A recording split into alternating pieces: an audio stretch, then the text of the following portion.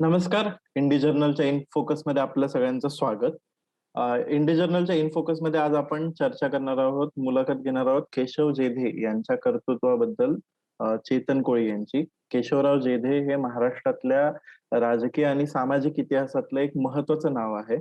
महाराष्ट्रातल्या काँग्रेस चळवळीची जडणघडण असो किंवा ब्राह्मणेतर चळवळीची जडणघडण असो आणि सत्यशोधक चळवळी या सगळ्यांचा एक मिश्र जे काही इतिहास आहे महाराष्ट्राचा त्याच्यातलं एक खूपच महत्वाचं नाव म्हणजे केशवराव जेधे.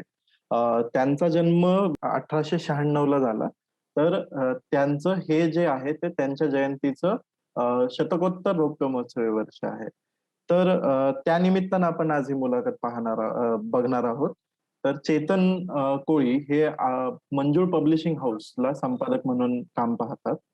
आणि त्यांचा आता सध्या या ब्राह्मणेतर चळवळ, सत्यशोधक चळवळ जी महाराष्ट्रातली आहे, तसंच केशवराव जेधे यांचं जे कर्तृत्व आहे, याबाबतही त्यांचा सध्या अभ्यास चालू आहे आणि ते एक पुस्तक लिहित आहेत या विषयावरती. तर चेतन, तुमचं स्वागत आहे इंडी जर्नलच्या इन फोकस कार्यक्रमात. Thank you. Thanks a lot Prathamesh. तर मला वाटतं आपण त्याची सुरुवात या प्रश्नापासून करूया या मुलाखतीची, की केशवराव जेधे ज्या काळात त्यांचं कर्तृत्व बहरलं किंवा त्यांचा जो एक करिअरचा एक स्पॅन होता पॉलिटिकल करिअरचा, त्याचं पार्श्वभूमी काय होती आणि त्याचं तेव्हाची सद्य परिस्थिती काय होती? हो. सर्वप्रथम मला सांगायला आवडेल, म्हणजे प्रथमेश तू तर उल्लेख केलेला आहेच, की हे वर्ष जे आहे 2021 हे देशभक्त केशवराव जेधे यांच्या जयंतीचं शतकोत्तर रौप्य महोत्सवी वर्ष आहे. 21 एप्रिल 1896 रोजी त्यांचा जन्म झाला पुण्यामध्ये आणि त्यानंतर जवळपास 125 वर्षांनी आपण त्यांच्या कार्यकर्तृत्वाला इंडी जर्नलच्या माध्यमातून उजाळा देतोय. तर सर्वप्रथम इंडी जर्नलच्या सर्व सर्व प्रेक्षकांना, श्रोत्यांना माझा नमस्कार. आणि आता आपण या पहिल्या प्रश्नाकडे वळूया, की पहिला प्रश्न, की जे कार्यकर्तृत्व बहरलं केशवराव जेधेंचं, तर तो काळ नेमका कसा होता? तर त्या काळाकडे बघताना आपल्याला थोडं आधी पण पाहायला लागतं. म्हणजे मुळामध्ये आपण तसं बघायला गेलं तर 1920 नंतर, म्हणजे 1920 ते 1919 रादर 1919 ते 1959 हा जो 40 वर्षांचा कालखंड आहे, हा केशवराव जेधेंनी आपल्या कार्यकर्तृत्वाने अक्षरशः गाजवला होता. म्हणजे हे आधुनिक महाराष्ट्राच्या राजकीय आणि सामाजिक इतिहासातलं हे जेधे पर्व होतं, असं जरी म्हटलं तरी मुळीच वावगं ठरणार नाही. इतकं ते महत्वाचं पर्व होतं. तर हा 40 वर्षांचा कालखंड जो आहे तो तर आपण पाहणारच आहोत. पण त्याच्या आधीची पार्श्वभूमी आपण आधी समजून घेतली पाहिजे असं मला वाटतं. आपल्याला माहिती आहे, की महाराष्ट्राच्या सामाजिक प्रतलात आणि महाराष्ट्राच्या राजकीय प्रतलात आणि धार्मिक प्रतलात सर्वात प्रथम जर कोणी क्रांतीचं रणशिंग फुंकलं असेल, इव्हन फक्त महाराष्ट्रातच नाही तर राष्ट्रीय पातळीवरती पण आपण असं म्हणू शकतो, की सर्वात प्रथम प्रस्थापित व्यवस्थेविरुद्ध आणि प्रस्थापित ब्राह्मणी वर्चस्ववादी, वर्ण वर्चस्ववादी व्यवस्थेविरुद्ध जर कोणी आवाज उठवला असेल सर्वप्रथम, तर तो उठवला महात्मा फुले यांनी. माळी समाजातले महात्मा फुले, त्यांचा फुलांचा विक्रीचा आणि भाजीपाल्याच्या विक्रीचा व्यवसाय होता हे आपण जाणतो. तर या व्यवसायाच्या निमित्तानं पुण्यातल्या उच्चाभ्रू वस्तींमध्ये त्यांचा संपर्क येत असे. आणि हा संपर्क येताना महात्मा फुलेंना हे जाणवलं होतं, की ज्या लोकांपर्यंत आपण ही भाजी पोहोचवत आहोत, त्या लोकांच्या संपर्कात आपण येत आहोत, ती बहुसंख्य जी जनता आहे, ती उच्चवर्णीय, सवर्ण, ब्राह्मणी व्यवस्थेतील जनता आहे. आणि ती जनता आपल्याला सन्मानाची, आदराची वागणूक मुळीच देत नाही. मग त्याची कारणं शोधण्याचा जसा महात्मा फुलेंनी प्रयत्न केला, तसं त्यांच्या लक्षात आलं, की जी काही चातुर्वर्ण्य व्यवस्था रुजलेली होती आणि ही काही थोडी-थोडकी वर्षांची व्यवस्था नव्हती. तर ती गेल्या 5,000 वर्षांपासून चालत आलेली जातीच्या उतरंडीची ती व्यवस्था होती. आणि त्या व्यवस्थेमध्ये जे शूद्र होते, अतिशूद्र होते, त्यांना मुळीच सन्मानाची वागणूक नव्हती. त्यांच्या स्पर्शाने विटाळ होत होता. सार्वजनिक पाणवठ्यावर त्यांना प्रवेश नव्हता, मंदिरामध्ये त्यांना प्रवेश नव्हता. हे सगळं महात्मा फुलेंनी अगदी जवळून पाहिलं होतं. म्हणजे महात्मा फुलेंची घरची परिस्थिती खूप गरीब वगैरे होती अशातला काही भाग नाही. कारण त्यांचे वडील व्यापारी होते. पण या व्यापाराच्या निमित्तानं त्यांना या समाज जीवनाचं अत्यंत जवळून दर्शन झालं. आणि हे दर्शन झाल्यानंतर त्यांना त्यांच्या व्यक्तिगत जीवनातही असे अनेक अनुभव आलेले आहेत. म्हणजे त्यांच्याच पुस्तकातला महत्वाचा एक प्रसंग, म्हणजे आपल्या एका ब्राह्मण वर्ग मित्राच्या लग्नात ते वरातीमध्ये जातात. तिथे ते ब्राह्मण मुलांबरोबर वरातीमध्ये जाण्याचा प्रयत्न करतात आणि जेव्हा त्या मुलाच्या घरातल्यांच्या ही गोष्ट लक्षात येते, की एक माळी समाजातला एक शूद्र जातीतला मुलगा आपल्या मुलांसोबत इथं आहे. तेव्हा महात्मा फुलेंना जी अपमानाची वागणूक मिळाली, त्या अपमानावरून त्यांनी तो बोध घेतला आणि त्यांची सगळी समाजातली ही निरीक्षणं सुरू झाली. त्यातलं सगळ्यात महत्त्वाचं निरीक्षण त्यांना जे जाणवलं ते हे होतं, की आपली समाजव्यवस्था ही पूर्णपणे पितृसत्ताक व्यवस्था आहे. ती पूर्णपणे सनातनी व्यवस्था आहे. ती अनेक वर्षांपासून चालत आलेल्या जातीय उतरंडीवर आधारित असलेली व्यवस्था आहे. त्यामुळे मूठभर सवर्णांच्या हातातच इथली धार्मिक सत्ता आहे, इथली राजकीय सत्ता आहे, इथली सांस्कृतिक, शैक्षणिक सत्ता आहे आणि या सगळ्याची जी बीजं आहेत, ही सगळी बीजं आहेत ती धर्मसत्तेमध्ये. म्हणजे महात्मा फुलेंनी सगळ्यात पहिल्यांदा जो प्रहार केला, तो इथल्या धर्मसत्तेवरती केला. कारण आपण एका विशिष्ट जातीत जन्माला आहोत आणि त्यामुळे आपणच सर्वश्रेष्ठ आहोत. आपल्याकडे सत्तेची सर्व सूत्र असली पाहिजेत. असा एक आविर्भाव आणि अहंगंड त्या समाजामध्ये होता. त्या समाजाची जी मुख्य रसद होती, ती होती धर्मसत्ता. त्या धर्मसत्तेमुळे त्यांना पौरोहित्य करण्याचे अधिकार होते, भिक्षुकी करण्याचे अधिकार होते. अत्यंत कमी श्रमामध्ये इथल्या शेतमजुरांना, शेतकऱ्यांना, कष्टकऱ्यांना राबवून त्यांचं आर्थिक शोषण करून घेण्याचे अधिकार प्राप्त झाले होते. आणि आपण हे लक्षात घेतलं पाहिजे प्रथमेश, की ही सगळी गोष्ट होतीये ती 19व्या शतकाच्या अ, बरोबर. शेवटी ही अगदी, गोष्ट अगदी, घडली. अगदी. आणि त्यावेळेला हं. युरोपीय किंवा पाश्चात्य ज्ञान विज्ञानाच्या धारा या भारतीय समाजामध्ये झिरपत होत्या हे आपल्याला माहिती आहे. त्या ज्ञान विज्ञानाचा अभ्यास करणारी नवशिक्षित मंडळी ही इथल्या भारतीय समाज व्यवस्थेचं अतिशय चिकित्सक पद्धतीनं आकलन करत होती.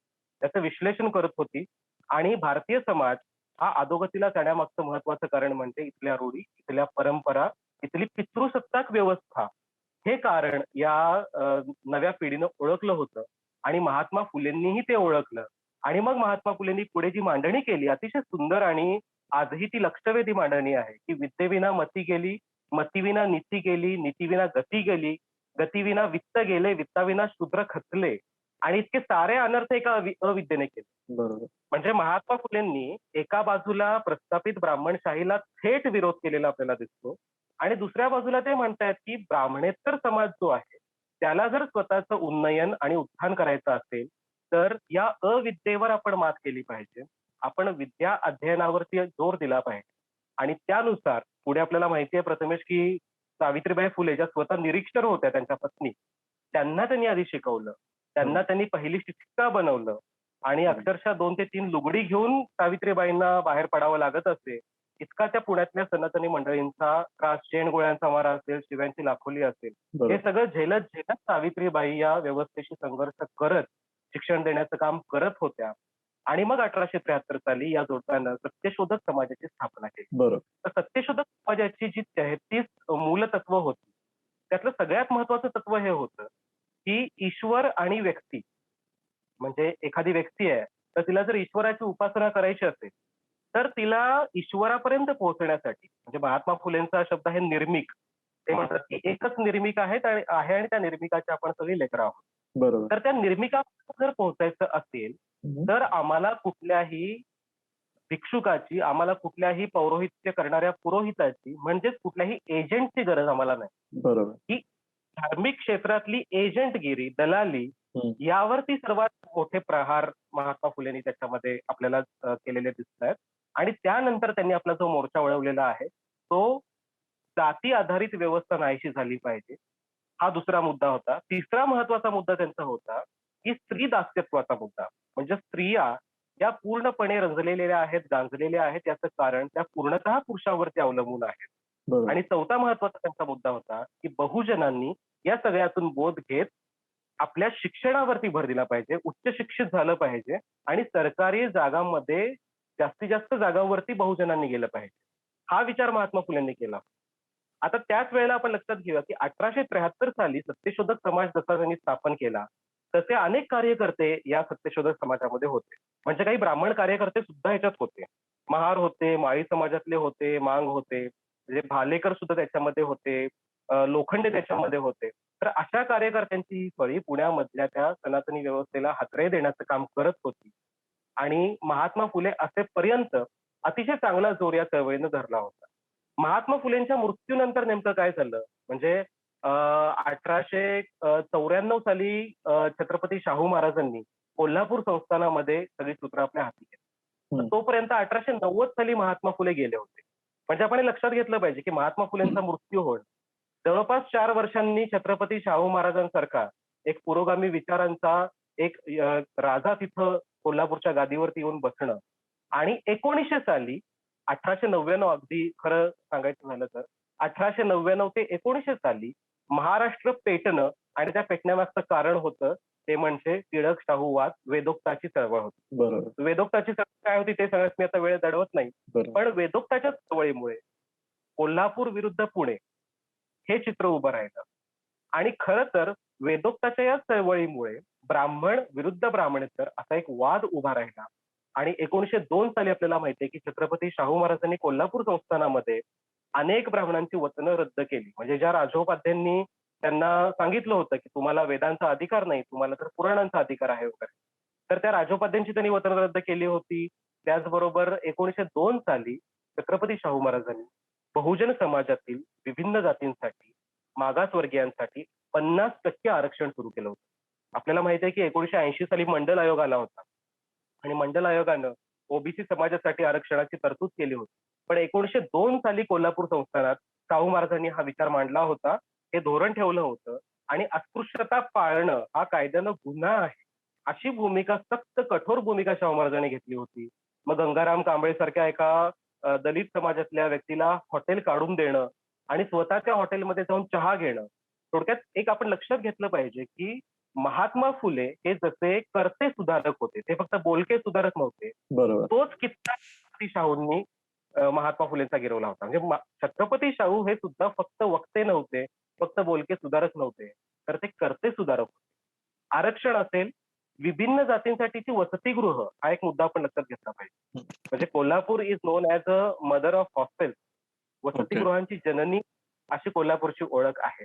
हं. तर अशा प्रकारे महात्मा फुलेंचा हा सत्यशोधकी वारसा मधल्या काळामध्ये त्याच्यात एक पोकळी निर्माण झाली होती महात्मा फुलेंच्या निधनानंतर.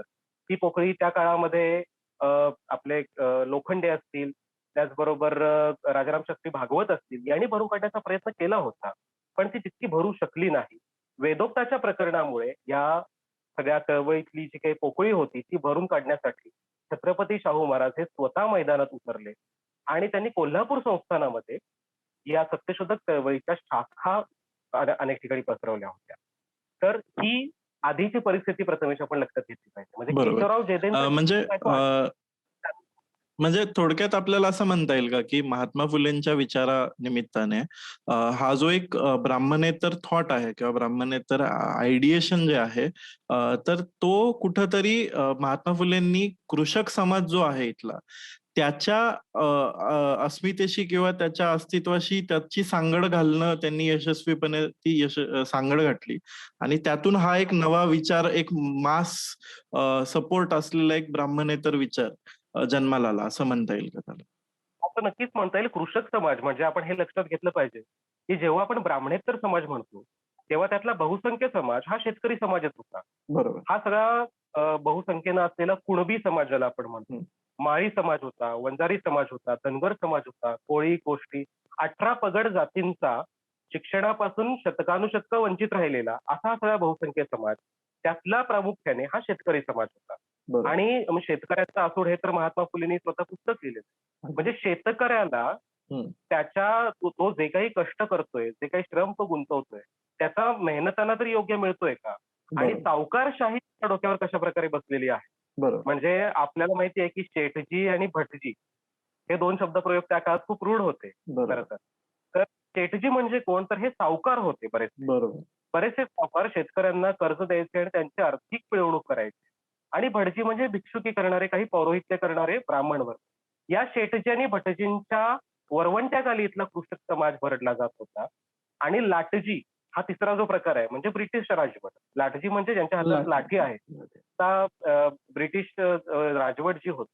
महात्मा फुलेंचं धोरण हे होतं, की लाटजीकडे आपण नंतर बघूया. आधी शेठजी आणि भटजी म्हणजे आधी धर्म सुधारणा आधी राजकीय सुधारणा की आधी सामाजिक सुधारणा हा जो बरोबर. महाराष्ट्रातला वाद होता, त्याची सगळ्यात पहिला सुरुवात महात्मा फुलेंनी बरोबर. धर्म मग सुधारणे या या अर्थाने मी हा प्रश्न विचारला कारण आपल्याला माहीतच आहे की मराठा समूह जे आहेत किंवा कुणबी मराठा समूह जे आहेत, त्यांच्यामध्ये एक व्हेरिएबल पॉवर कॉन्फ्लिक्ट बघायला मिळेल किंवा त्यांचं एक त्यांचं अस्तित्व जे आहे, ते एकाच वेळेस एक डॉमिनंट समूह या राज्यातला एक बहुसंख्य समूह जमीनदार जमीन असलेला, जमीन जुमला असलेला, थोडीफार संपत्ती आणि पॉलिटिकल एजन्सी असलेला समूह या अर्थाने. तर त्यांना ब्राह्मणेतर विचाराकडे किंवा जातीची चिकित्सा करण्याकडे वळवण्यात आणि याचं रिफ्लेक्शन याच्यात दिसतं, की केशवराव जेधेंचे जे वडील आहेत,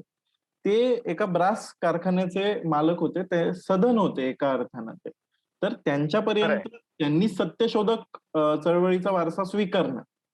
इथपासून बरोबर. आणि इथपासून जी सुरुवात होते, त्याचं केशवराव जेधेंच्या कर्तृत्वाचे टप्पे कसे पडतात याबद्दल थोडंसं तुम्ही सांगा मला बरोबर. पासून. तर आपण हे पाहिलं की 1896 चा केशवरावांचा जन्म आहे. बरोबर. तर आपण हे लक्षात घेतलं पाहिजे, की केशवराव जेधे आणि त्यांचे मोठे बंधू होते बाबूराव जेधे. तर जेधे मॅन्शन नावाची जी पुण्यातली वास्तू आहे, आजही बरोबर. ती वास्तू तिथे उभी आहे. तर ही जी वास्तू आहे, तर केशवरावांचे जे ज्येष्ठ बंधू आहेत बाबूराव जेधे. बाबूराव जेधेंवरती छत्रपती शाहू महाराजांचा विशेष लोभ होता. बरोबर. छत्रपती शाहू महाराजांनी जशी सत्यशोधक चळवळ ही पुढे नेली, म्हणजे कोल्हापुरामध्ये भास्करराव जाधव असतील, हरिभाऊ बागडे असतील, त्याचबरोबर विजयी मराठाचे श्रीपतराव शिंदे असतील, या सर्वांनी या सत्यशोधक समाजाची स्थापना आणि त्याचा प्रचार-प्रसार कोल्हापूर संस्थानात मोठ्या प्रमाणात केला होता. छत्रपती शाहू महाराजांच्या अनुयायांनी तर याला श्री शाहू सत्यशोधक समाज असंच त्याचं नामकरण केलं होतं. आणि शाहू महाराजांसमोरचा आता प्रश्न काय होता, की पुण्यामध्ये फक्त स्थानिक पातळीवरचं नाही, तर अगदी म्हणजे बंगालपासून ते खाली दक्षिणेपर्यंत ज्यांची ख्याती पसरलेली होती, असं राजकीय नेतृत्व आणि ते पण अत्यंत उग्र, तीव्र जहाल असं ज्याला आपण म्हणतो. म्हणजे भारतीय असंतोषाचे जनक असं ज्यांना संबोधलं गेलं, असं लोकमान्य टिळकांसारखं नेतृत्व पुण्यामध्ये ठाण मांडून होतं. आणि टिळकांचा जो करिश्मा होता, हा काही फक्त पुणे, सातारा या प्रांतापुरता नक्कीच मर्यादित नव्हता. बरोबर. तर तो म्हणजे आपण असं म्हणूया, की संपूर्ण भारतभर टिळक हे राष्ट्रीय स्तरावरचे एक नेते म्हणून नेते होते. अतिशय प्रसिद्धी चेहरा होता पावलेले ते. होते. काँग्रेसचे नेते. काँग्रेसच्या त्या गटामध्ये टिळक गटाचं फार मोठं वजन आणि प्राबल्य तिथं होतं. बरोबर. तर आता टिळकांसारख्या या जहाल व्यक्तिमत्वाकडे बघताना आपण अगदी तटस्थपणे जर पाहिलं, तर सामाजिक सुधारणांच्या बाबतीत मात्र टिळकांची भूमिका काय होती, हे मी वेगळं सांगण्याची गरज नाही. गरज. सामाजिक सुधारणांच्या बाबतीमध्ये टिळकांनी नेहमीच सनातनी आणि प्रतिगामी भूमिका घेतली. अगदीच. अगदी. म्हणजे संमती वयाचं विधेयक होतं. तर संमती वयाच्या विधेयकाला टिळकांनी विरोध केला. त्यानंतर आंतरजातीय विवाहाचा जो काही ठराव होता, त्याला टिळकांनी विरोध केला.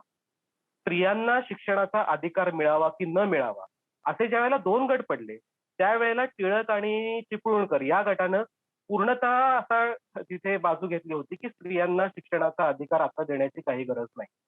तर अशा प्रकारच्या या प्रतिगामी भूमिकांमुळे टिळक शाहू हा वाद वाढत गेला आणि टिळकांना थेट पुण्यामध्ये शह देण्यासाठी कोण? हा शाहू महाराजांसमोरचा प्रश्न होता आणि त्यांना बाबूराव जेधे आणि केशवराव जेधेंच्या रूपानं 2 तरुण तडफदार मराठा समाजातले हे कार्यकर्ते मिळाले. छत्रपती शाहू महाराजांचा रथ ज्यावेळेला पुण्यात जायचा, त्यावेळेला सगळ्यात आधी तो जेधे मेन्शनच्या दारात थांबायचा अच्छा. आणि बाबूराव जेधेंसोबत त्यांच्या चर्चा व्हायच्या. तर थोड्याच कालावधीमध्ये जेधे मॅन्शन ही जी वास्तू आहे, ती त्या काळातल्या मराठी प्रांतासाठी सत्यशोधक चळवळीचं केंद्र बनलं. म्हणजे महाराष्ट्रातल्या, वऱ्हाडातल्या, पश्चिम महाराष्ट्रातल्या, अगदी उत्तर महाराष्ट्र असेल, अशा कुठल्याही प्रांतातला सत्यशोधक समाजाचा कार्यकर्ता किंवा नेता कोणी आला, तर तो आधी थेट जेधे मॅन्शनमध्ये उतरत असे. जेधे मॅन्शनमध्ये त्याच्या चहापानाची, सरबताची, अनेक जेवणावळी जेधे मॅन्शनमध्ये उठायच्या. आणि हा सगळा खर्च हे जेधे बंधू स्वतःच्या खिशातून करत असत. म्हणजे आपण हे लक्षात घेतलं पाहिजे, की ही चळवळ ही प्रामुख्याने लोकाभिमुख चळवळ होती. लोकांच्या हातून आलेली होती. आणि त्याचं नेतृत्व पुण्यातलं करायला बाबूराव जेधे आणि केशवराव जेधे हे तयार झाले होते. बरोबर. आता एक महत्वाचा दुसऱ्या टप्प्याकडे मला गेलं फक्त पाहिजे. पुढच्या मुद्द्याकडे जायच्या आधी हो, हो. तुम्ही जो मुद्दा म्हणालात त्याच्याबद्दल हो, एक छोटंसं फॅक्टॉइड, की जेधेंचा जो परिवार आहे, जेधे देशमुख परिवार जो आहे, त्यांनी शिवाजी बरोबर. महाराज जेव्हा पुण्यात होते, तर शिवाजी महाराजांच्या पूर्ण स्वराज्य स्थापनेच्या प्रवासाला सुद्धा खूप मदत केल्याची काही ऐतिहासिक संदर्भ आहेत. या मुद्द्याकडे त्यांना मी एक येणारच जुनी होतो. परंपरा आहे. हां, बोला ना. अगदी खरं. मी या मुद्द्याकडे अगदीच येणार होतो.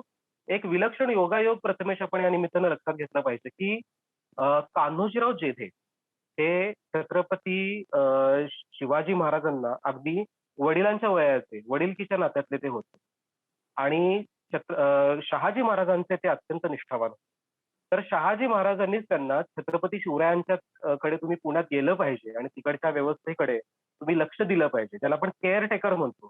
त्या केअर टेकरच्या भूमिकेमध्ये कान्होजीराव जेधे होते. आणि स्वराज्यासाठी वतनावर पाणी सोडणारे सरदार म्हणून कान्होजी जेधेंचा उल्लेख हा कायम महाराष्ट्राच्या इतिहासामध्ये नेहमी होतो. होतो. तर त्यांना देशमुखी हे जेधे म्हणजे हे तसे मूळचे हे देशमुखी त्यांना प्राप्त झालेली होती. तर असा हा समृद्ध जाज्वल्य वारसा लाभलेले जेधे आणि या जेधेंच्या घरामध्ये बाबूराव आणि केशवराव होते. तर एक विलक्षण योगायोग मी जो म्हणतोय, की त्या काळी छत्रपती शिवरायांना त्यांनी साथ संगत केली होती. म्हणजे कान्होजी राजे जेधेंच्या पुढच्या पिढीने बाजींनी जी अफजल खानाच्या विरुद्धची जी मोहीम होती त्याच्यामध्ये शिवरायांना साथ संगत केली होती. आणि आता सुद्धा इतिहासाची पुनरावृत्ती होत होती, की छत्रपती शाहू महाराजांना साथ संगत करण्यासाठी बाबूराव आणि केशवराव जेधे हे बंधुद्वय ते समोर आले होते. 1917 साली भारतीय राजकारणाच्या क्षितिजावर महात्मा गांधींचा उल्लेख झालेला आपल्याला आढळतो. आणि हळूहळू आपण ज्याला गांधी पर्व म्हणतो. म्हणजे 1920 साली टिळक गेले आणि 1920 नंतर खऱ्या अर्थानं गांधी पर्व भारतीय राजकारणामध्ये सुरू झालं. तर या टप्प्याकडे येताना आणखीन एका महत्वाच्या व्यक्तीचा इथं उल्लेख मला करावासा वाटतो. आणि ती म्हणजे महर्षी विठ्ठल रामजी शिंदे. म्हणजे महर्षी विठ्ठल रामजी शिंदे हे स्वतः मराठा समाजातले होते. पण अस्पृश्यता निवारण्याचं एक अलौकिक कार्य त्यांनी केलेलं आहे हे आपण लक्षात घेतलं पाहिजे.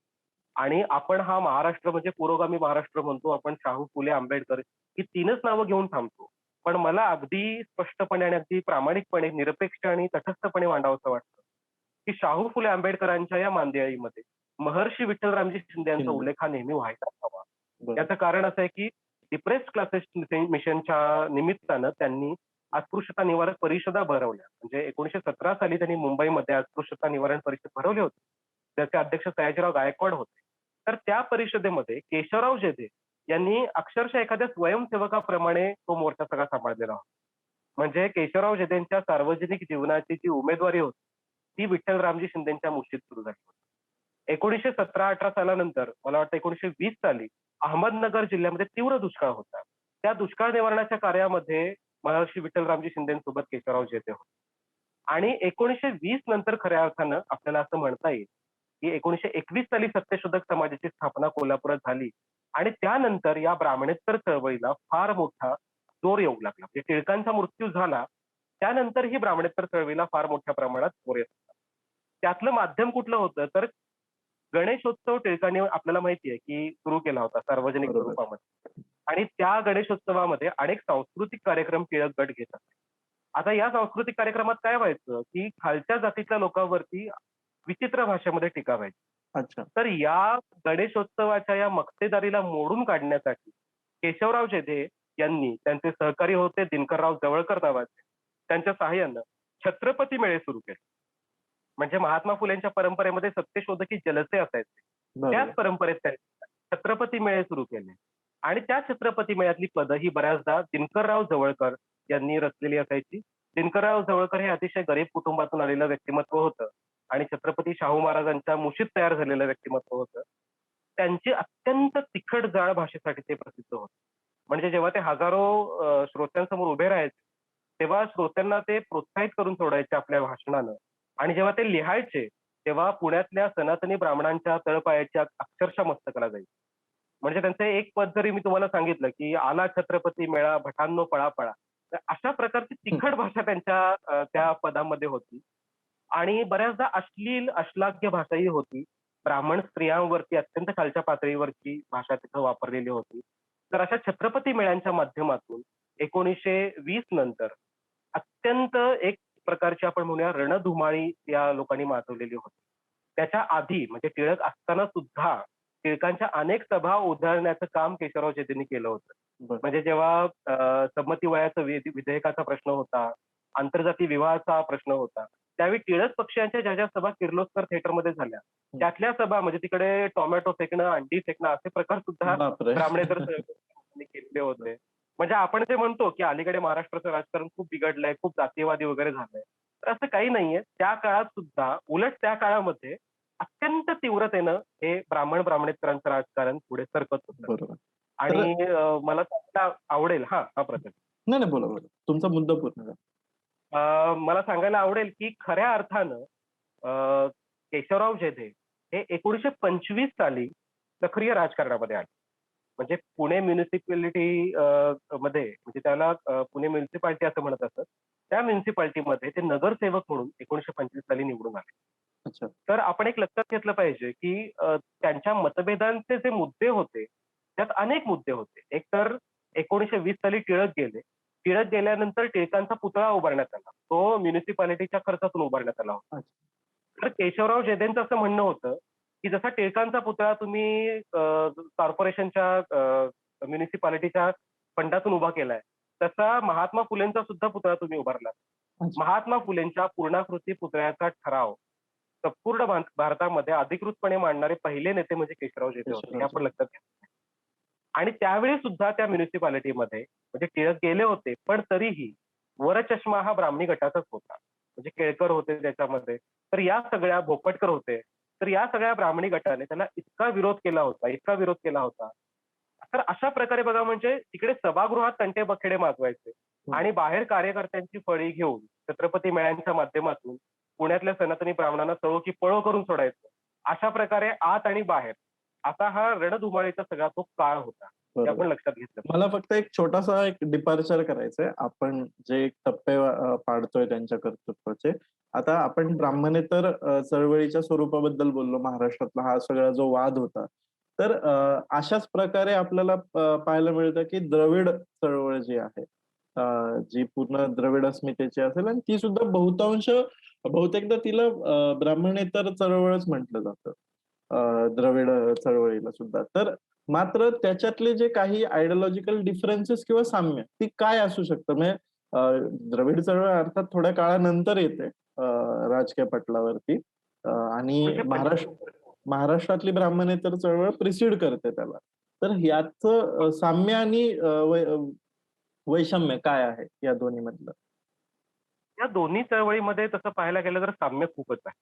सगळ्यात महत्त्वाचा पहिला साम्याचा मुद्दा म्हणजे या दोन्ही चळवळींचा संघर्ष जो होता, तो प्रस्थापित पितृसत्ताक ब्राह्मणी व्यवस्थेविरुद्धचा संघर्ष होता. ते आपण लक्षात घेतलं पाहिजे. हे फार मोठं साम्य तिथं आहे. म्हणजे दक्षिणेत जेव्हा आपण या सगळ्या द्राविडी चळवळींचा विचार करतो, तेव्हा आपल्याला लक्षात येतं, की त्या चळवळीचे जे प्रवर्तक होते पेरियार, तर पेरियारांनी ही चळवळ जी हातात घेतली होती. त्यांचा रोष जो होता, तो या सगळ्या ब्राह्मणी व्यवस्थेकडे होता.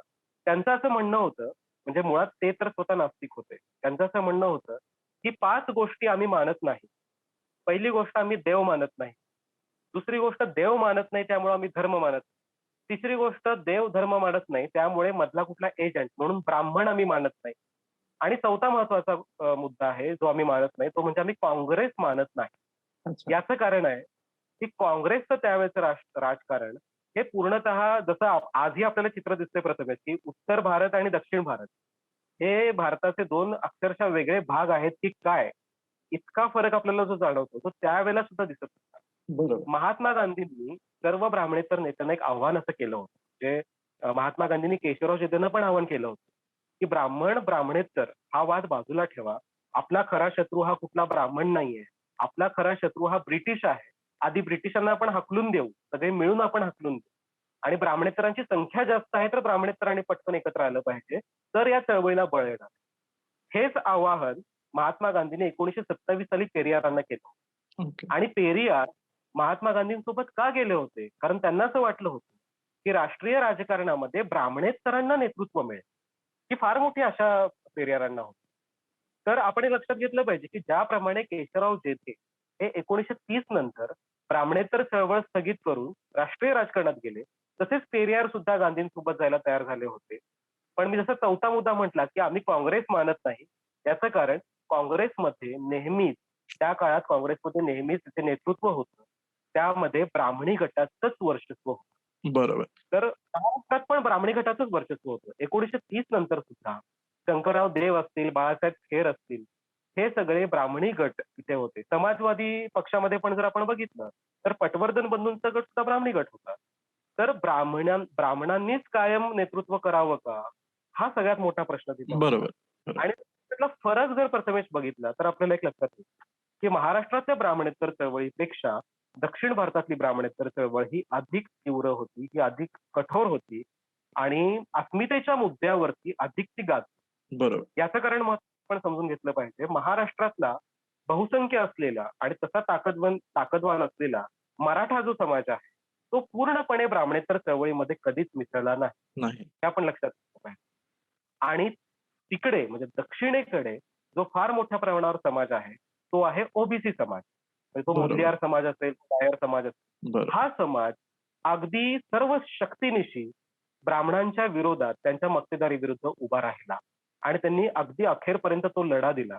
त्यामुळे त्या चळवळीनंतर म्हणजे 1940-45 नंतर ती चळवळ जरी राहिली नसती, तरी त्या चळवळीतून कुठून जे पुढे राजकीय पक्ष होते, तेच पक्ष आजही सत्तेत आहेत. बरोबर. याचं कारण ते आहे, की त्या पक्षांनी 40-45 पर्यंत ब्राह्मणेतर हा संघर्ष जपला होता. आणि जेव्हा त्यांच्या लक्षात आलं, की आता ब्राह्मणेतर संघर्षाला तसा अर्थ राहणार नाही, तेव्हा त्यांनी प्रादेशिक अस्मितेचा मुद्दा म्हणजे उत्तर भारतीयांनी आमच्यावर हिंदी ही राष्ट्रभाषा आहे हे सांगण्याची बरोबर. काही गरज नाही बरोबर. हं. किंवा संस्कृत आम्ही शिकावं की नाही हे सांगण्याचा तुम्हाला काही सांगण्याचं. अधिकार नाही. बरोबर.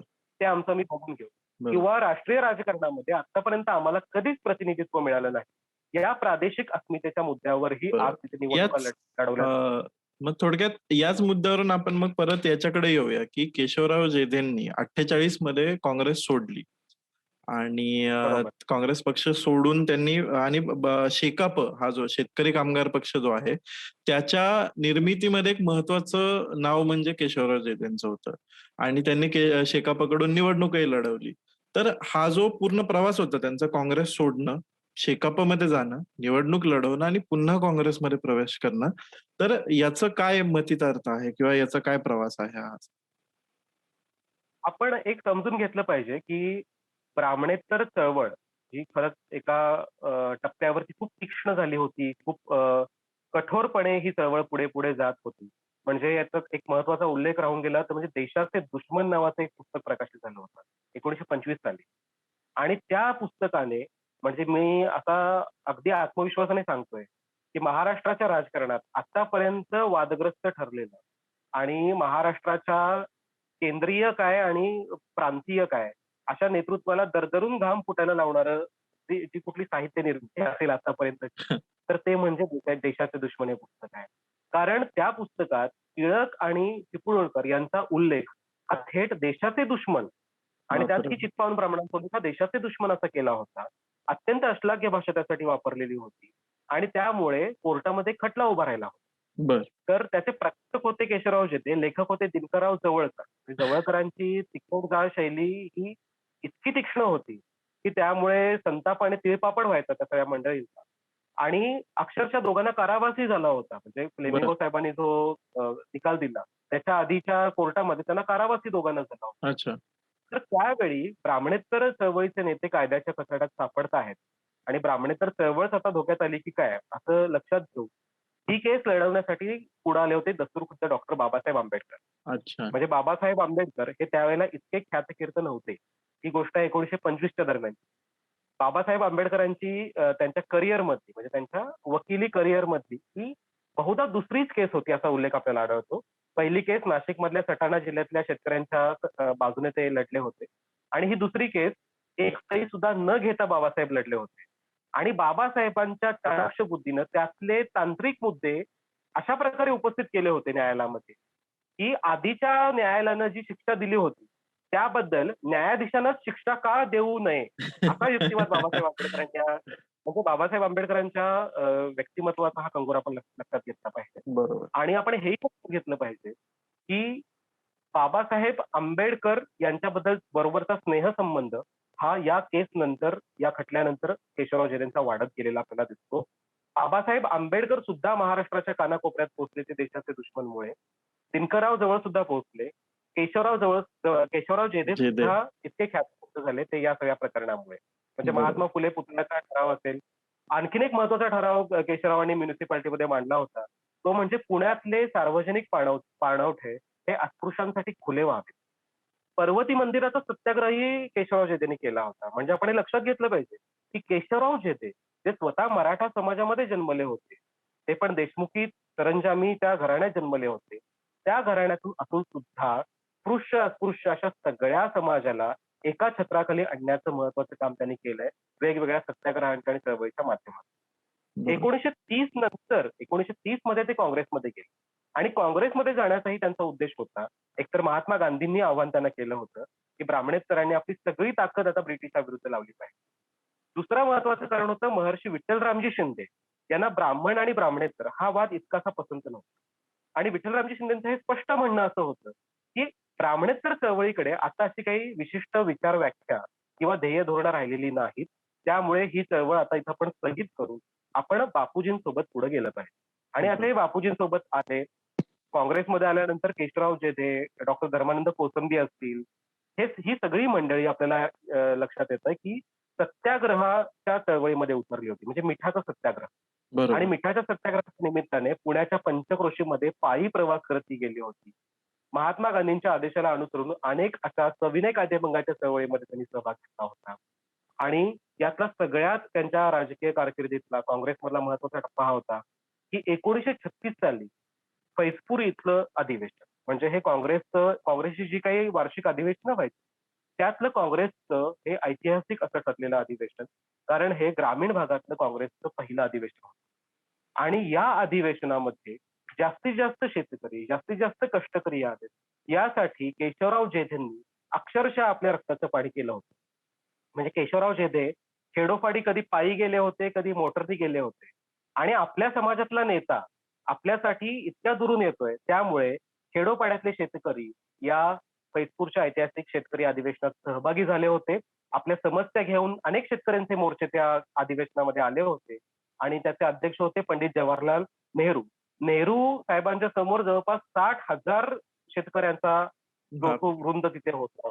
तर हे सगळे शेतकरी आणण्याचं सगळ्यात मोठं श्रेय जातं ते केशवराव जेधे. जे त्यांनी. सेनापती बापटांच्या हे लक्षात आलं, की केशवराव जेधे काँग्रेसमध्ये आल्यामुळे मराठा तरुण मोठ्या प्रमाणात काँग्रेसमध्ये येतात.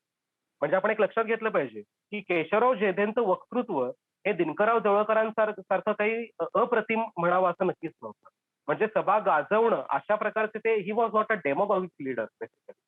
पण तरी सुद्धा त्यांची प्रत्यक्ष वन टू वन संवाद साधण्याची जी हातोटी होती, त्यामुळे 60,000 जो एक श्रोतृवृंद होता, तो आणण्यामध्ये काकासाहेब गाडगिळांसोबत ते यशस्वी झाले.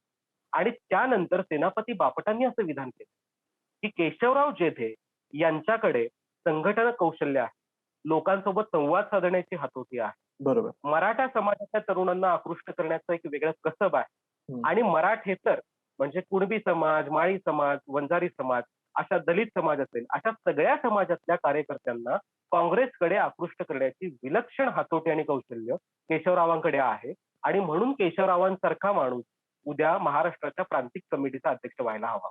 आणि 1938 साली ते प्रांतिक कमिटीचे अध्यक्ष झाले. आपल्याला हे लक्षात घेतलं पाहिजे प्रथमेश, की 38 पर्यंत काँग्रेसच्या अधिकृत सदस्यांची संख्या ही 46,000 होती फक्त. अच्छा. केशवराव जेधे जसे अध्यक्ष झाले, तशी या सदस्यांची संख्या किती वाढावी? तर ती 1,86,000च्या पुढे म्हणजे जवळपास बापरे! 2.25 लाख पुढे ती सदस्य संख्या गेली होती. मला अतिशय जाणीवपूर्वक हे विधान करावंसं वाटतं, की महाराष्ट्र काँग्रेस खेडोपाडी पोहोचली. महाराष्ट्र काँग्रेस खेडोपाडी रुजली आणि महाराष्ट्रामध्ये पुढे जी सहकाराची चळवळ होती, त्या सगळ्यांची बीज किंबहुना आपण यशवंतराव चव्हाणांना महाराष्ट्राचे शिल्पकार म्हणतो, त्यांनी संयुक्त महाराष्ट्राचा कलश आणला म्हणतो. त्या बरोबर. सगळ्याचा पाठ, त्याचं मैदान हे केशवराव जेधे यांनी तयार केलं होतं. हे बरोबर. अगदी मला हे प्रामाणिकपणे, प्रांजळपणे आणि त्याच मला संदर्भात वाटतंय तिथं मला मला वाटतंय यशवंतराव चव्हाणांनी सुद्धा असं वक्तव्य केलेलं होतं, की जेधेंमुळं मी राजकारणात आलो किंवा असं. सो त्यांनी सुद्धा जेधेंना क्रेडिट केलं होतं असं. अशा. तर बरोबर. त्यांचा जो काँग्रेस पासून मग तुटण्याचा जो प्रवास होता किंवा काँग्रेस सोडण्याचा जो कारण होतं, ते काय होतं?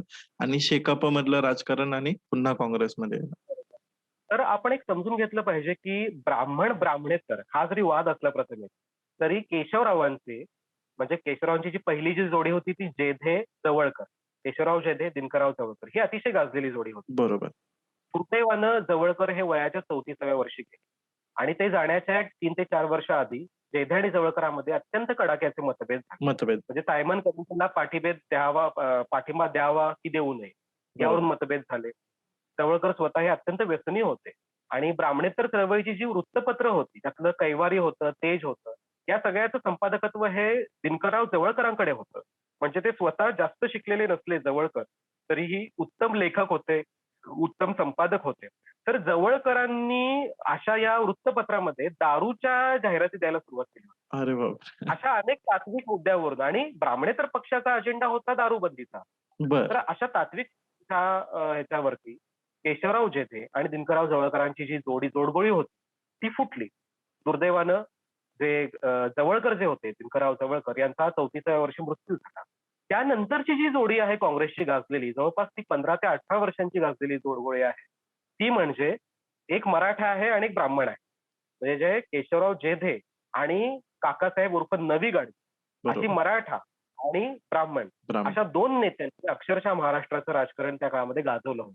हं. तर काकासाहेब गाडगे आणि केशवराव जेधे यांचा जो संबंध आला तो सत्याग्रहाच्या चळवळीच्या निमित्ताने संबंध आला. कारावासामध्ये नाशिकच्या तुरुंगात ते या सगळ्या प्रकरणामुळे एकत्र होते आणि त्यांच्यातला स्नेहसंबंध वाढत गेला. आणि एके दिवशी काकासाहेब गाडगे यांनी केशवराव जेधेंना सांगितलं, की "मी ब्राह्मण आहे. मी तुमच्या घरातून इथं पाटावर बसलोय. ज्या काही ब्राह्मणांना शिव्या द्यायच्यात त्या मला द्या आणि सांगा की प्रश्न मिटला का? जर मिटला तर शिव्या खायला तयार आहे. आणि जर प्रश्न मिटणार नसेल तर माझ्यासोबत मला तुमची गरज आहे. माझ्यासोबत तुम्ही प्रत्यक्ष संसदीय राजकारणामध्ये उतरलं पाहिजे." आणि आपल्याला माहिती आहे की केशवराव जेधे हे पुढे निवडून सुद्धा आलेले आपल्याला तिथं दिसतात. तर काँग्रेसमधला त्यांचा जो प्रवास आहे केशवराव जेधेंचा, आपण एक लक्षात घेतलं पाहिजे, की केशवराव जेधेंचा राजकारणाचा जो पाया होता, मूलभूत पाया होता, हा लोकाभिमुख राजकारणाचा. म्हणजे ब्राह्मणेतर चळवळ जरी त्यांनी थांबवलेली असली, तरी ब्राह्मणेतर समाज हा मुख्यतः बहुसंख्य बहुजन समाज आहे, तो शेतकरी आहे, तो कष्टकरी समाज आहे. त्यामुळे त्याच्यावरती जी काही कर आकारणी होते, त्याच्यापासून त्याची सुटका झाली पाहिजे. जे काही त्याचं शोषण होते, वेगवेगळे सत्याग्रह सुरू होते, म्हणजे चंपारण्यात तिकडे निळीचा सत्याग्रह सुरू होता, विदर्भात काही सत्याग्रह सुरू होते, मिठाचा सत्याग्रह बापूजींनी सुरू केला होता. हं. या सगळ्या दाखल्यातून शेतकऱ्यांची सुटका झाली पाहिजे, पहिली महत्वाची गोष्ट. आणि बहुजन समाज हा सामाजिक, आर्थिक, सांस्कृतिक अशा सगळ्याच स्तरावरती त्याचं उन्नयन आणि उत्थान झालं पाहिजे, हा त्यांचा आग्रह होता. बरोबर. शिवाय राजकारणामध्ये बहुजन समाजाला प्रतिनिधित्व मिळालं पाहिजे, हा केशवराव जेधेंचा आग्रह होता. पण नंतर त्यांच्या असं लक्षात आलं, की काँग्रेसनं आपल्याला कुठं काही वापरून घेतलंय की काय? म्हणजे आपण आलो आणि आपल्या मागे एक मराठा समाज फार मोठ्या प्रमाणात आला. बहुजन समाज पण आला मोठ्या प्रमाणामध्ये आणि 38 नंतर मात्र पुन्हा काँग्रेस वरती ब्राह्मणी गटाचंच वर्चस्व होतं. शंकरराव देवांचं वर्चस्व होतं, बाळासाहेब खेरांचं वर्चस्व. बरोबर. आता हे वर्चस्व असण्याचं कारण काय होतं, की एक तर ही मंडळी म्हणजे बाळासाहेब खेर असतील, शंकरराव देव असतील किंवा काकासाहेब गाडगीळ असतील, ही मंडळी केंद्रीय निष्ठा जी आपण म्हणतो, म्हणजे पक्षश्रेष्ठींना बांधून राहणं, पक्षश्रेष्ठींचा आदेश त्याला कुठलाही प्रतिप्रश्न न विचारता त्या आदेशाची अंमलबजावणी आहे अशी करणं. याकडे ही मंडळी वळालेली होती.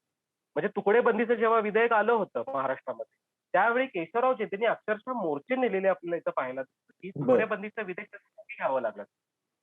तर अशा या सगळ्या केशवरावांच्या भूमिका काँग्रेसमध्ये जरी ते आले असले, जरी ते काँग्रेसच्या प्रांतिक कमिटीचे अध्यक्ष असले, तरी त्यांची भूमिका ही लोकाभिमुख होती आणि संघर्षात्मक अशी त्यांची भूमिका होती. ते आपण लक्षात घेतलं पाहिजे. आणि म्हणून त्यांचा काकासाहेब गाडगेंसोबत सुद्धा संघर्ष व्हायला लागला. म्हणजे ते काकासाहेबांकडे जाऊन काय म्हणायचे, की शेतकऱ्यांचा हा प्रश्न आहे, याच्यावर काय करायचं सांगा. सांगा तुमच्या केंद्रीय नेतृत्वाला. आणि काकासाहेब मात्र त्यावेळी त्यांना सबुरीचा सल्ला देतात, की थोडं थांबा, आपण बघूया. हं. बहुजन समाजाच्या नेतृत्वाचा प्रश्न आहे. तिथेही काकासाहेब त्यांना नेहमी सबुरीचा सल्ला देत असतात. त्यामुळे काकासाहेब गाडगीळ आणि केशवराव जेधे यांच्यातल्या संबंधामध्ये विपुष्ट कुठतरी येते. हे महत्वाचं कारण आहे.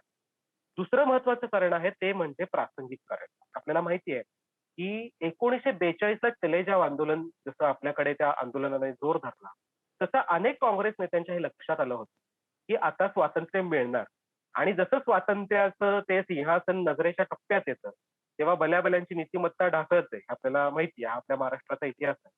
तर आता आपल्याला आपल्या हातामध्ये सगळी सत्तेची सूत्र आली पाहिजेत, असं गांधीवादी ब्राह्मणी गटाचं म्हणणं होतं.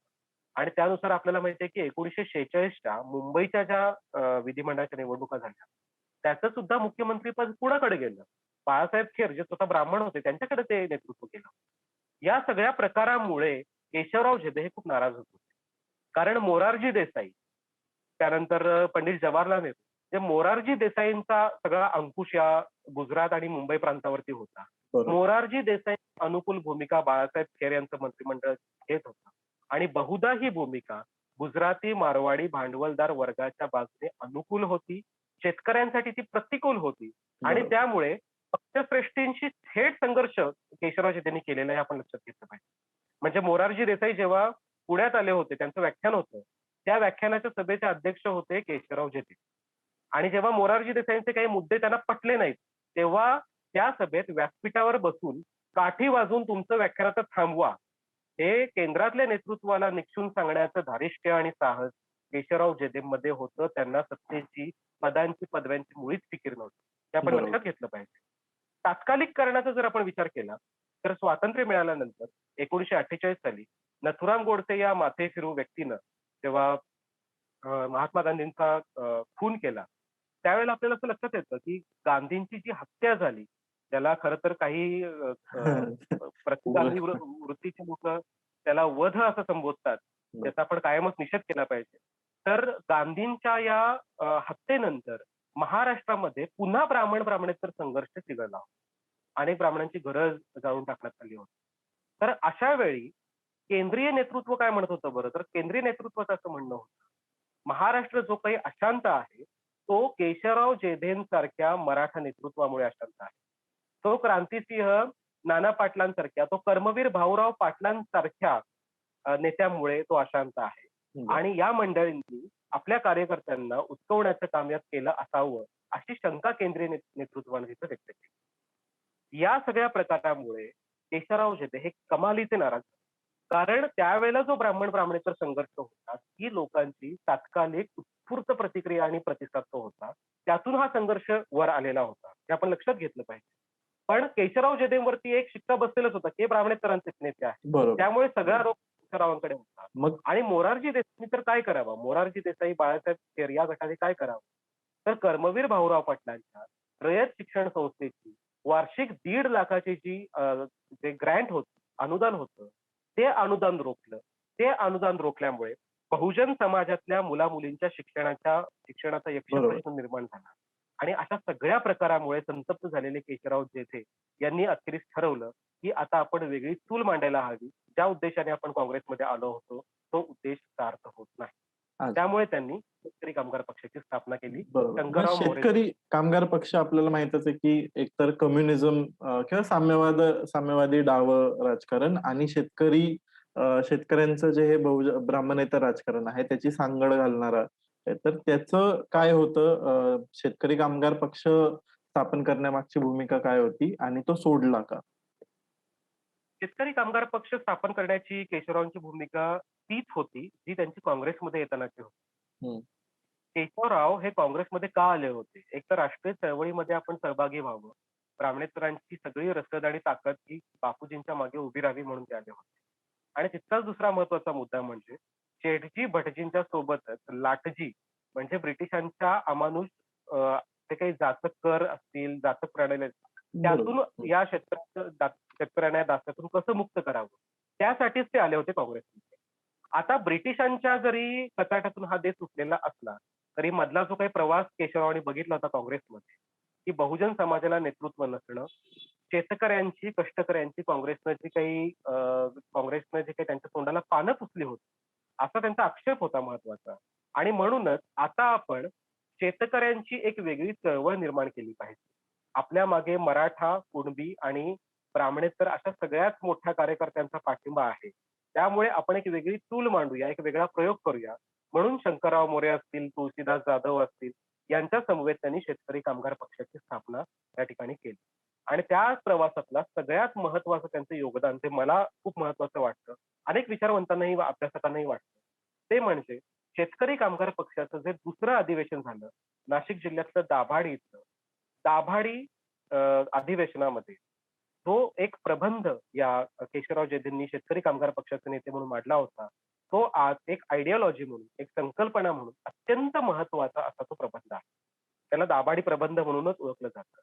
त्यात केशवराव जेधेंनी या सगळ्या बाबींचा उद्घोष केलेला आहे. ते म्हणतात, की खऱ्या अर्थानं ब्राह्मण-ब्राह्मणेतर हा वाद बऱ्याच जणांना जातीयवाद वाटतो किंवा त्यांनी सगळी कारणं त्यात विस्तृत केलेली आहेत, की त्यांनी काँग्रेसमध्ये प्रवेश का केला? काँग्रेस का सोडली?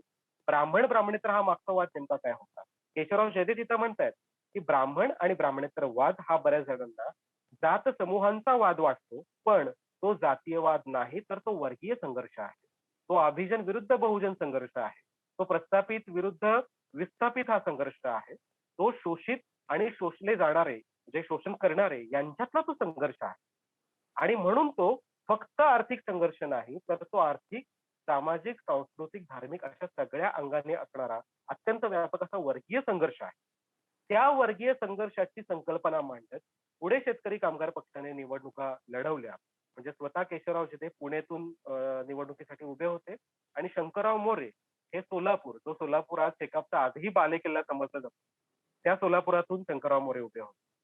पण या दोघांनी जी काही वेगळी चूल मांडली होती, ती काही नीट पेटू शकली नाही. याचं कारण असं होतं, की एक तर ज्या अपेक्षेने फार मोठा वर्ग आपल्या मागे उभा राहील, असं केशवरावांना वाटलं होतं.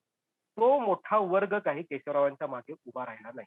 याचं कारण आता काँग्रेसकडे सत्ता होती आणि यशवंतराव चव्हाण नावाचा झंझावात महाराष्ट्राच्या राजकारणामध्ये सक्रिय झाला होता. हे आपण लक्षात घेतलं पाहिजे. यशवंतराव चव्हाणांनी ब्राह्मण-ब्राह्मणेतर हा वादच बाजूला केला होता. यशवंतरावांचं असं म्हणणं होतं, की आता आपण संयुक्त महाराष्ट्राच्या या जडणघडणीसाठी म्हणजे संयुक्त महाराष्ट्राची जडणघडण अजून थोडी पुढे होती.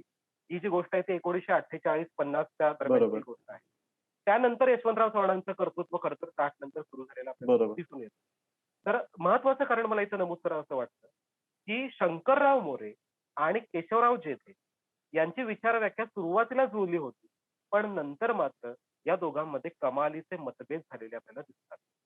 केशवराव जेधेंचा असा आक्षेप होता, की शंकरराव मोरे हे स्वतः सोलापूरच्या अत्यंत ग्राउंड मधून लढले आणि मला मात्र पुण्यासारख्या एका अशा विचित्र मतदारसंघामध्ये त्यांनी सोडलं. त्यामुळे माझा पराभव झाला.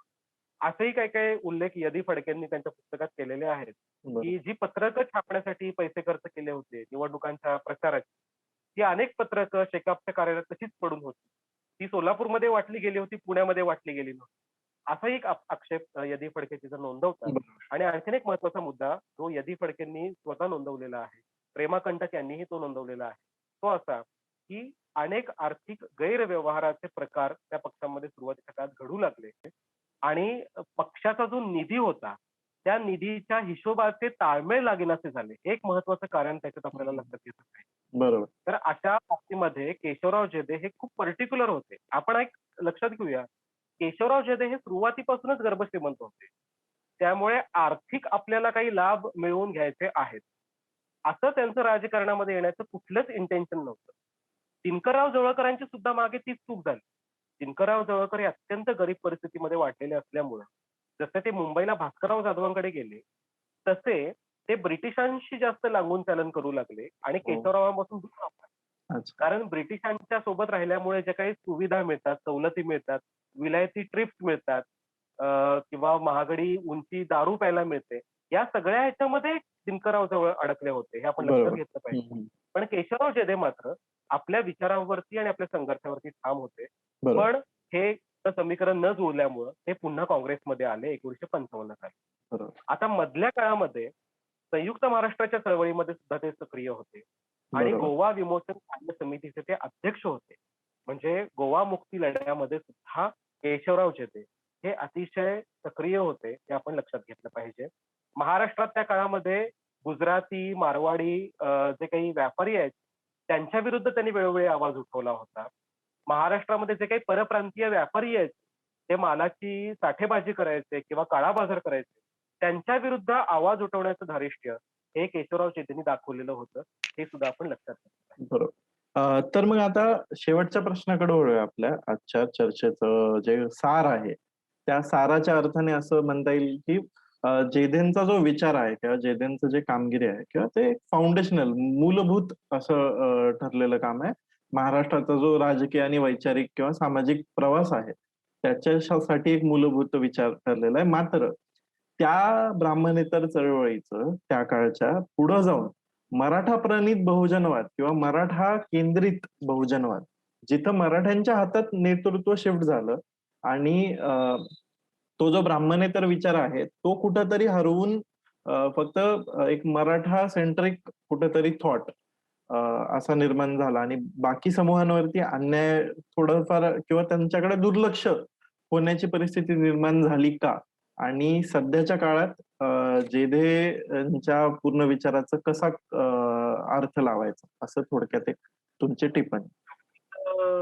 महत्वाचा प्रश्न विचारलाय आणि काही लोकांच्या मर्मावर बोट ठेवणारा प्रश्न आहे हा प्रथम सुद्धा. खरं तर याचं कारण असं आहे की 1955 नंतर जसे केशवरावचे काँग्रेसमध्ये आले, तसे 1957 साली त्यांना काँग्रेसनं तिकीट दिलं. बारामती मतदारसंघाचे ते पहिले खासदार आहेत, हे आपण बरोबर लक्षात घेतलं पाहिजे. बरोबर आणि 1959 साली त्यांचा मृत्यू झाला. तर काकासाहेब गाडगे यांच्या आग्रहास्तव ते काँग्रेसमध्ये आले आणि काँग्रेसनं पण तिकीट त्यांना का दिलं? तर राजकारण आपण समजून घेतलं पाहिजे, की मराठ्यांचा मतदारसंघ, मराठ्यांचं मराठेतर वर्चस्व. ब्राह्मणेतरांचं थोडक्यात बहुजनांचं जे वर्चस्व आहे त्या मतदारसंघातलं, तर ती मतं केशवरावांच्या पाठीशी नक्कीच उभी राहणार होती आणि त्यामुळे त्यांना ते तिकीट मिळालं, ते खासदार झाले. आता एक प्रश्न महत्वाचा तुम्ही प्रथमेश विचारला, की महाराष्ट्राची जी काही सामाजिक आणि राजकीय जडणघडण झाली, तर त्याची बीजं केशवरावांच्या विचारात आणि कार्यात आहेत का? तर ती नक्कीच आहेत. म्हणजे एक विधान मला असंही करावंसं वाटतं, की यशवंतराव चव्हाणांनी महाराष्ट्राचा मंगल कलश आणला, तर केशवराव जेधेंनी बहुजन समाज हा अक्षरशः काँग्रेसशी जोडला. काँग्रेस घराघरात आणि दिल्लीतली काँग्रेस महाराष्ट्राच्या खेडोपाड्यात नेण्याचं महत्वाचं काम जर कोणी केलं असेल महाराष्ट्रामध्ये त्या 1950च्या 60च्या आधी, तर ते केशवराव जेधेंनीच केलेलं आपल्याला दिसून येतं. स्वतः ते मराठा होते आणि ते मराठेतर इतर जात समूहांची अगदी व्यवस्थित काळजी घ्यायचे. त्यामुळे मराठा आणि मराठेतर बहुजन समाज त्यांच्या पाठीशी नेहमीच उभा राहिला. आणि तू जो प्रश्न विचारलेला आहेस, की मराठा प्रणीत बहुजनवाद पुढे सुरू झाला का? तर याचं उत्तर 101% बरोबर आहे. आणि ही जी काही आपण संज्ञा वापरतोय मराठा प्रणीत बहुजनवाद. मराठा प्रणीत बहुजनवादाचा हा प्रयोग काही काळापर्यंत खूप यशस्वी झाला महाराष्ट्रामध्ये. हे आपण पाहतोच आहोत. बरोबर? तर म्हणजे महाराष्ट्राने तर राष्ट्रीय स्तरावरती पण नेतृत्व केलं. पण नेतृत्व करणाऱ्यामध्ये पुन्हा कोण होतं हे आपण बघितलं पाहिजे. म्हणजे एका पुस्तकात एका फार मोठ्या संपादकांनी उल्लेख केलेला आहे. यशवंतराव चव्हाण हे संरक्षण मंत्री होते, उपपंतप्रधान होते आणि ते पंतप्रधान होण्याच्या पात्रतेचे होते. तर होते का? अगदीच होते. पण ते सुद्धा स्वतः शेवटी मराठाच होते. यशवंतराव चव्हाणांपासून ते आजच्या काळातले महाराष्ट्रातले सगळ्यात मोठे नेते जे समजले जातात शरदचंद्र पवार साहेब. तर हे सगळं जर आपण चित्र लक्षात घेतलं, तर महत्वाचे प्रश्न असे मला इथे उपस्थित करावेसे वाटतात, की कुंटे असतील किंवा गेला बाजार आत्ताच्या अलीकडच्या काळातले भुजबळ असतील. तर या दोघांच्या व्यतिरिक्त माळी समाजातलं कुठलं नेतृत्व महाराष्ट्रामध्ये फुलून आलं, बहरून आलं? राष्ट्रीय स्तरावरती जाऊ दे, पण राज्याच्या स्तरावरती सुद्धा माळी समाजामध्ये असं कुठलं नेतृत्व बहरून आलं? किंवा गोपीनाथ मुंडे साहेबांच्या नंतर सुद्धा धनगर समाजाचं कुठलं मोठं नेतृत्व वंजारी समाजाचं असेल, धनगर समाजाचं असेल, असं कुठलं मोठं नेतृत्व महाराष्ट्रामध्ये बहरून आलं? हा जर आपण प्रश्न स्वतःला विचारला, तर आपल्या लक्षात येतं, की मराठा प्रणीत बहुजनवाद हाच महाराष्ट्राच्या राजकारणाचा केंद्रबिंदू राहिला आणि अलीकडच्या काळात मात्र हिंदुत्ववादी शक्तींनी या सर्व जात समूहांना हिंदुत्वाच्या अजेंड्याखाली एकत्र आणण्यात आणि आपली घोडदौड यशस्वी करण्यामध्ये ते यशस्वी झालेले आहे. कारण दोन्ही काँग्रेसवरती आजच्या काळातही 2 गंभीर आरोप होतात. पहिला म्हणजे भ्रष्टाचाराचा आरोप, अतिशय गंभीर आरोप 2010 पर्यंत 12 पर्यंत बरोबर. होत आलेला आहे. आणि आजही आपल्या प्रधानमंत्र्यांच्या भाषणामध्ये त्याचा उल्लेख झाल्याशिवाय ते भाषण पुढे जात नाही. आणि दुसरा महत्वाचा आरोप होतो तो म्हणजे घराणेशाहीचा. दोन्ही काँग्रेस आजही घराणेशाहीने ग्रस्त आहे. त्यामुळे बहुजन समाजातलं नेतृत्व आणि त्या तरुणांना नेतृत्व म्हणून जो एक स्पेस, एक अवकाश देण्याचं काम आज हिंदुत्ववादी पक्ष वेगवेगळ्या माध्यमातून करतायत. हे आपण लक्षात घेतलं पाहिजे. हे जर काँग्रेसने लक्षात घेतलं नाही, तर तळापर्यंत झिरपलेले हिंदुत्ववादी पक्ष उद्या महाराष्ट्रात वेगळ्या प्रकारे सोशल इंजिनिअरिंग घडवून आणतील, यात काही शंकाच नाही. म्हणजे एका अर्थाने जे या ब्राह्मणेतर बहुजनवादातून बाजूला पडले किंवा दुर्लक्षित झाले, त्या घटकांना कुठंतरी न्याय मिळवण्यासाठी किंवा प्रतिनिधित्वासाठी हिंदुत्व पक्षांनी एकत्र आणलं, अशा अर्थाने तसं एक अगदी म्हणता येईल. बरोबर, अगदी बरोबर. अगदी खरं आहे. म्हणजे आपण लक्षात घेतलं पाहिजे, की गोपीचंद पडळकर असतील किंवा अशी अनेक नावं आपल्याला घेता येतात. तर बघा या ब्राह्मणेतर किंवा बहुजन समाजातल्या या नेत्यांचा किंवा कार्यकर्त्यांचा पिंड हा काही हिंदुत्ववादी पिंड नक्कीच नाहीये. अगदीच. हा हिंदुत्ववादी पिंड नक्कीच नाहीये. पण तरीही त्यांच्या जातीय अस्मिता कुरवाळत त्यांना योग्य ते व्यासपीठ देणं आणि राजकारणात त्यांना मोठी संधी उपलब्ध करून देणं, याच्यामध्ये शिवाय खेड्याकडून शहराकडे जे फार मोठं नागरीकरण होते, त्या नागरीकरणाचा फायदा उठवत आपली एक वोट बँक वेगळ्या प्रकारे तयार करण्यामध्ये आणि एकूणच हिंदुत्वाचा, बरोबर. राष्ट्रवादाचा एक वेगळा आवाज बुलंद करण्यामध्ये हे पक्ष यशस्वी झालेले आहेत. बरोबर. केशवराव जेधेंचं जे राजकारण होतं, हे पूर्णतः लोकाभिमुख राजकारण होतं. आजच्या काळात ते लोकाभिमुख राजकारण राहिलंय का? बरोबर. मला वाटतंय आपण ठीक आहे. आपण मला वाटतं या मुद्द्यावरती आपण चर्चा थांबूया. आज इथं ही मुलाखत संपवूया. तर आपण ऐकत होतात चेतन कोळी यांना. चेतन, जसं मी मगाशी म्हटलं, की चेतन या पूर्ण विषयाचा अभ्यास करत आहेत सध्या. कारण ते एक पुस्तक लिहित आहेत, ज्याच्यामध्ये महाराष्ट्रातली सत्यशोधक चळवळ, महाराष्ट्रातली ब्राह्मणेतर चळवळ आणि केशवराव जेधेंचं कार्यकर्तृत्व या सर्वांचा उल्लेख असणार आहे. इंडी जर्नल वरती तुम्ही हे सर्व पाहत आहात. इंडी जर्नल हा एक रीडर फंडेड, अर्थात वाचकांच्या आणि दर्शकांच्या म्हणजे तुमच्या देणग्यांवरती चालणारा प्लॅटफॉर्म आहे. तर या व्हिडिओच्या डिस्क्रिप्शन मध्ये तुम्हाला एक लिंक दिसेल. ते लिंक वापरून तुम्ही आम्हाला डोनेशन देऊ शकता. त्याचसोबत आमचं इंडी रेडिओ नावाचा आम्ही एक ऍप सुरू केलेलं आहे, ज्याच्यामध्ये वेगवेगळे पॉडकास्ट, ऑडिओ बुक्स, कार्यक्रम तुम्ही ऐकू शकता. तर ते डाउनलोड करण्याची लिंकही आम्ही डिस्क्रिप्शन मध्ये देत आहोत. ते डाउनलोड करायला विसरू नका आणि पाहत राहा इंडी जर्नल.